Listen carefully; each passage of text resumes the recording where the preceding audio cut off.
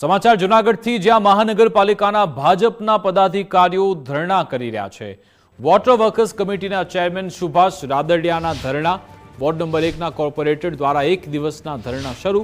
Road રસ્તા તેમજ પાણીની સમસ્યાને લઈ તેઓ ધરણા પર ઉતર્યા। 6 મહિનાની રજૂઆત છતાં સમસ્યાનું નિરાકરણ નથી આવતું। કોઈ ઉકેલ ન આવતા ભાજપના જ કોર્પોરેટર ધરણા પર બેઠા। 2 દિવસમાં ઉકેલ નહીં આવે તો આંદોલનની ચીમકી ઉચ્ચારાઈ।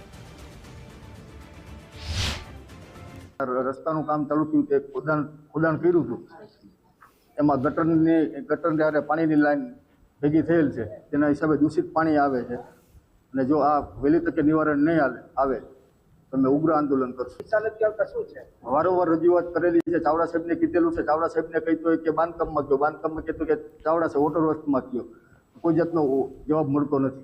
રોડ અને પાણીની લાઈનના સમસ્યામાં અમે એક દિવસના ધરણા જાહેરાત કરી છે, એટલા માટે અમે અહીંયા બેઠા છીએ।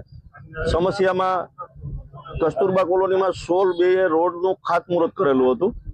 ખાતમુહૂર્ત થઈ ગયું, 1 મહિનામાં પીસીસી પણ થઈ ગયું, પણ ક્યાંક ને ક્યાંક પીસીસી કામમાં જે પાણીની લાઈન ડેમેજ થઈ છે એ પાણીની લાઈન આજે 4 મહિના થયા। વોટર શાખા પણ કંઈ જવાબ આપતી નથી, બાંધકામ શાખા પણ કંઈ જવાબ આપતી નથી।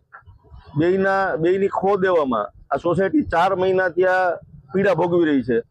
એના માટે અમે આ ધરણા કાર્યક્રમ કર્યો છે। આગામી દિવસોમાં જો આ ધરણામાં નહીં સમજે તો આગામી દિવસોમાં ગાંધી ચિંધ્યા માર્ગે આયોજન કરશું। એમ વર્ષથી અમે છે નળ લીધા છે પણ રેગ્યુલર કોઈ પાણી આવ્યું નથી। કેટલા વર્ષથી અમે નળની અરજી લીધી છે પણ પાણી વાળાને ફોન કરીએ તો ફોન ઉપાડતા નથી। અમારે દરરોજની રામાયણ છે। હવે પાણીનો તમે કઈક ઉકેલ કરી દો અમને। રોડ ને રસ્તા બાબત, નળ બાબતમાં તો અમે 5 વર્ષથી હેરાન થાય। કેટલા ટાઈમથી અમે અરજી નગરપાલિકાએ મૂકેલી છે પણ એ લોકો કઈ અમારું ઘડીકમાં ધ્યાન દેતા નહોતા। અમે વર્ષથી એક રેગ્યુલર ધક્કા ખાતા તે વર્ષથી અમને નળ દીધા પણ પાણી હજી આવતું નથી। ડોળું પાણી આવે, પીવા જેવું પાણી આવતું નથી અને રોડની આ સમસ્યા છે વર્ષથી।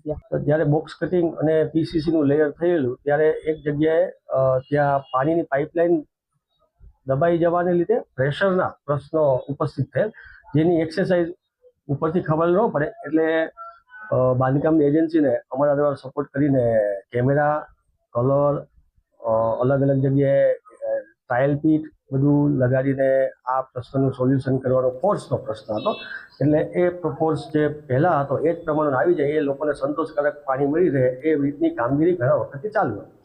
મીનવાઇલ આ રિપેરિંગ દરમિયાન ડોરા પાણીનો પ્રશ્ન આવતા વોટર શાખા દ્વારા અમુક ગલીઓમાં પાણી વિતરણ છે એ બંધ કરવામાં આવે જેથી કોઈ કોન્ટામિનેશનના પ્રશ્નો ઉપસ્થિત રહે।